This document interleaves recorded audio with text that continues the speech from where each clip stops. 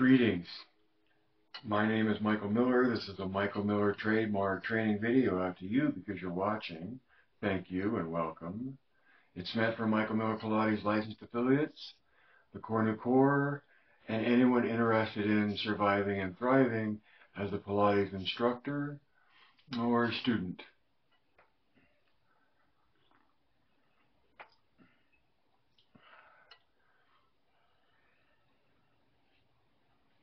I just have 3 things today on my list, and the first one is that Cecilia Lorenzi of Lorenzi Pilates is my hero.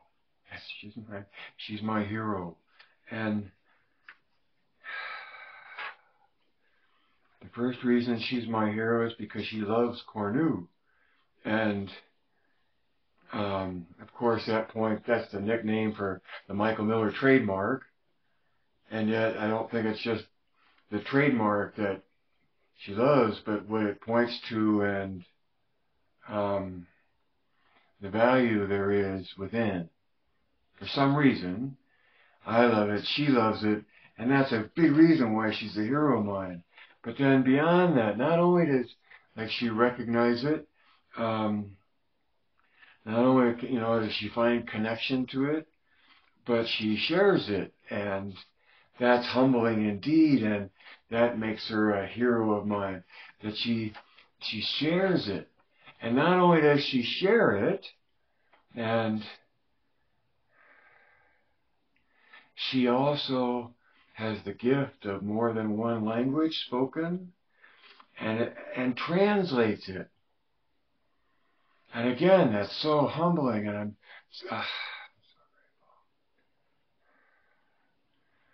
Because it reaches that many more people and finds its way into common conception that there is an ideal way to look at Pilates, and there is an understanding of core new tension,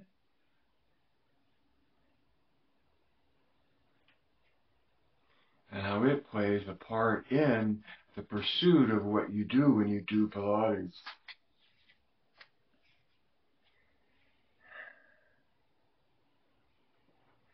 So I feel why she's my hero, because why? Because we agree on things. She values Core New. She loves Core New. And that to her and me means a lot. And if you're a student of hers, how precious and rare it is for you to hang with somebody, learn with someone that has a developed sense of Core New within and as a teacher. Right?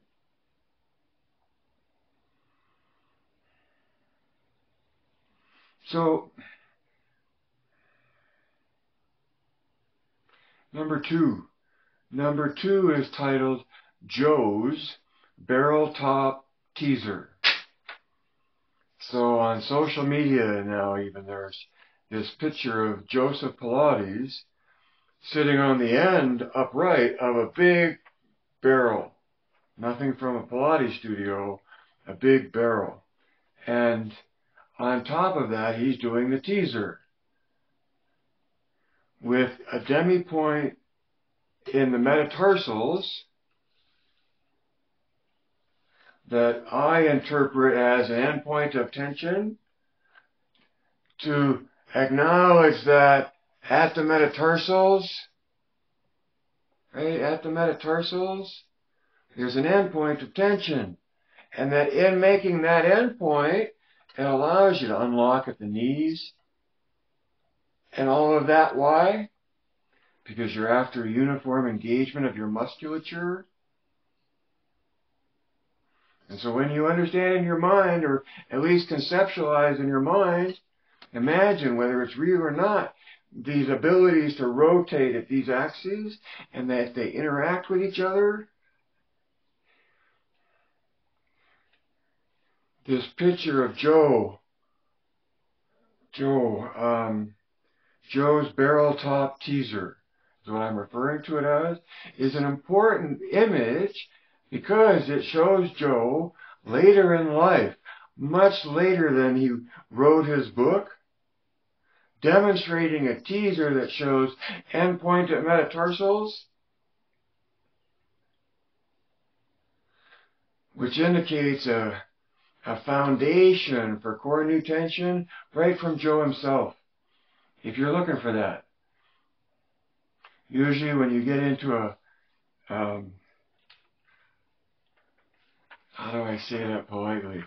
When you get into a contestation of position or prestige or acceptability, there you go.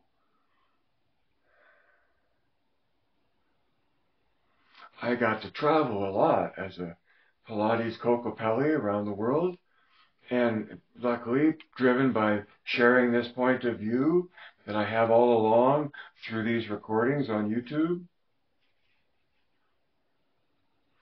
Joe's barrel top teaser is important because it shows that Joe was engaged with an endpoint of tension at his metatarsals, contradicting how he instructed to do it in his own book. And in terms of credentials, or at least being able to cite, well, I've seen Joe do this exercise.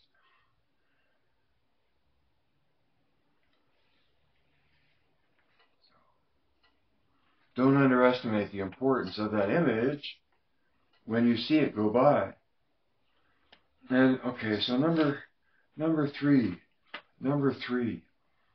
the MMP squirrel is an exercise on the Cadillac. Now remember, I started that off. This is the MMP squirrel on the Cadillac, and an attempt at explaining what that's about.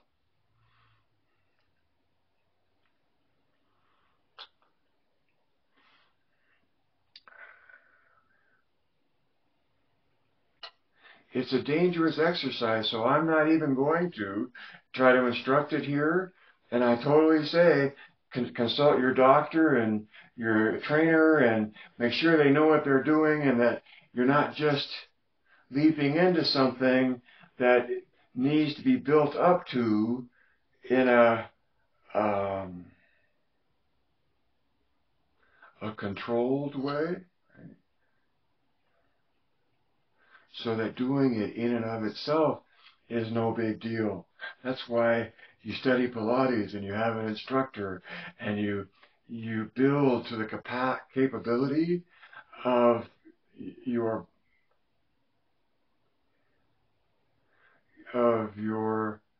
capacity, the capability of your capacity.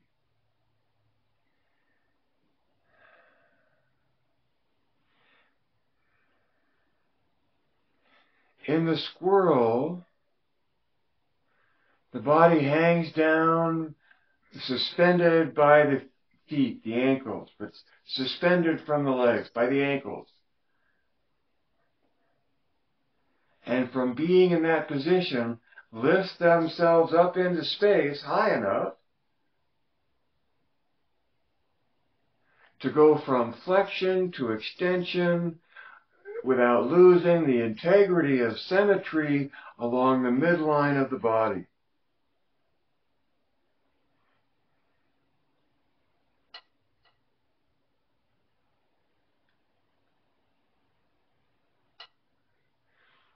Being able to do flexion is fine, and being able to do extension is fine. Can you hang in flexion and stay in the midline plane symmetrically in your body and turn it into extension? Now,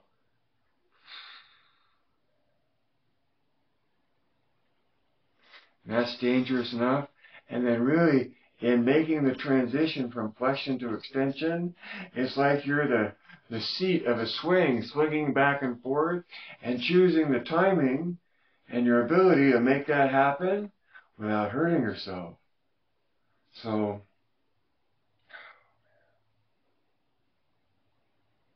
in light of that, whatever you see in social media, don't just go out and try. Before we talked about how do you become a Pilates instructor, and then number 2 right after that was be a student. Be a student. Be a student. And it's only really at a point where being a student can only carry on if you learn from your attempt to instruct. That instructing goes from a solid foundation into whatever it becomes.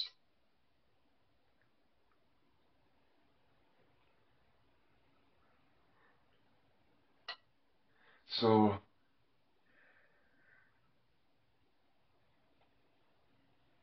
when you look at an exercise, any exercise, recognize where the body is staying in tension in some way,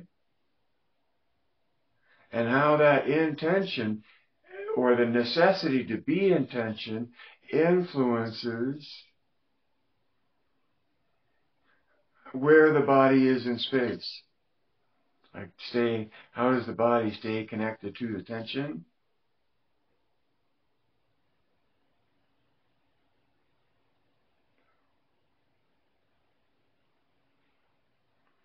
So in that case, I think the apparatus involved hugely influenced the expression of an exercise that I would say was similar to a squirrel, where you try to go from suspended by feet, by ankles, from flexion to extension, staying in plane, the midline.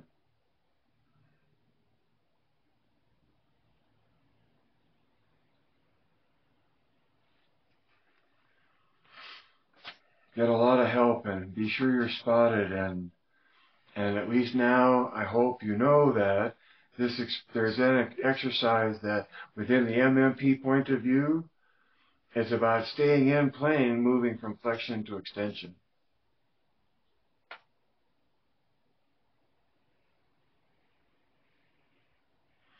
So in parting, again, it's know what you know. Know what you know. And maybe you will regret, or do regret, having this point of view, because it's so out there. But the know what you know that I want you to think you know about is the biomechanics of core new tension, which leads to uniform usage, uniform engagement of the musculature, which is what you want if you want to move uniformly, if you want to develop. If contrology develops the body uniformly. If you want to develop the body uniformly,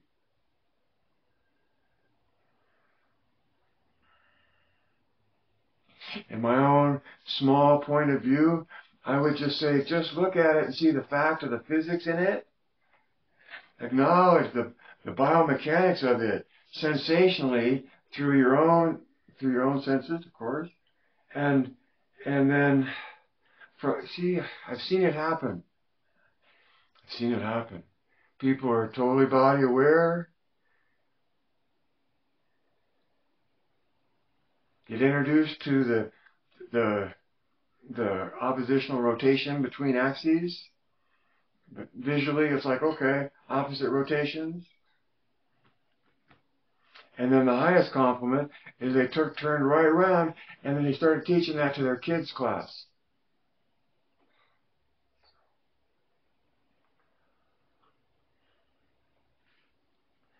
Know what you know. Know what you know. Thank you, Cecilia. Cornu thanks you too.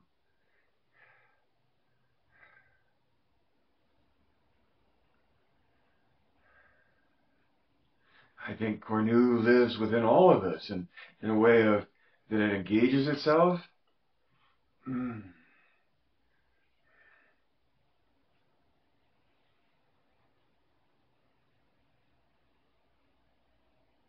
All right, so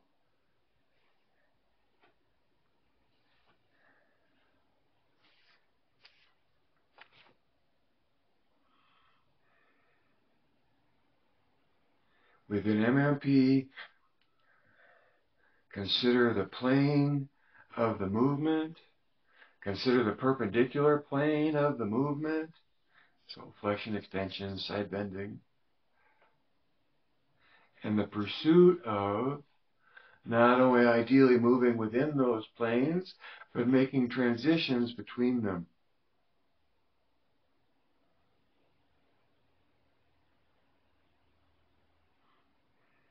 There's so much out there on the web.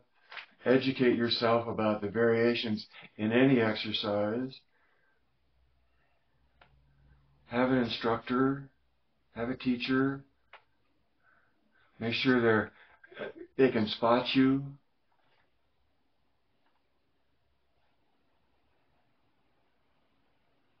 That's a whole nother subject, right? Spotting a client. So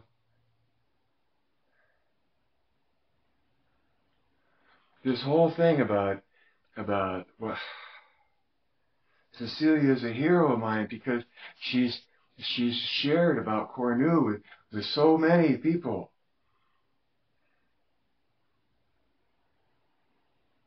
And it makes the community of Cornu that much stronger.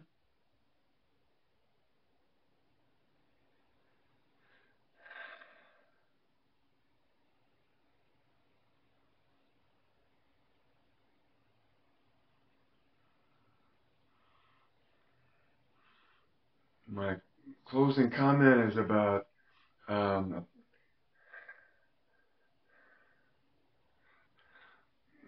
Cornu is a what? It's a means of engaging. It's a means of muscular engagement that the body is obviously designed and does make use of to move.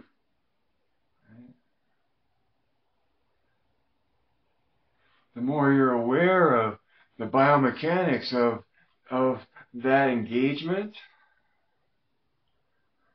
you get the feedback of sensation of alignment, and through ease of effort, more uniform engagement is the reason. I said that backwards.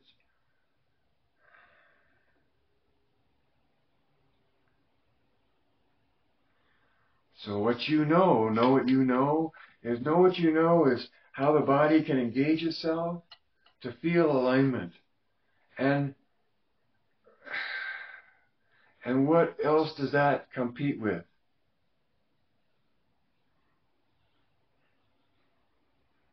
Know what you know.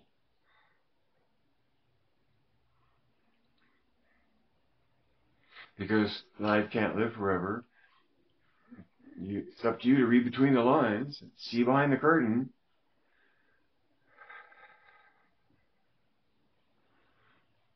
It's up to you to evaluate perspectives, and in that regard, know what you know, and the perspective, and where it fits in and where it doesn't, and where it gives you insight about how to be an instructor, and where you're hopeless in other realms of points of view. You're far more skilled at any of that and all of that than I ever was or will be. So after you appreciate, evaluate perspective, add two and two.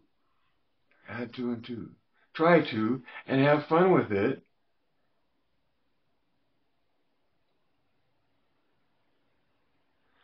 But to me, I think it's important to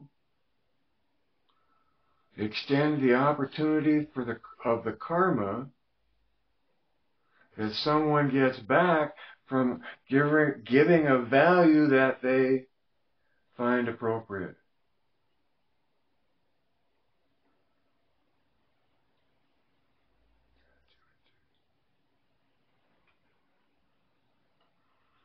Direct your thinking.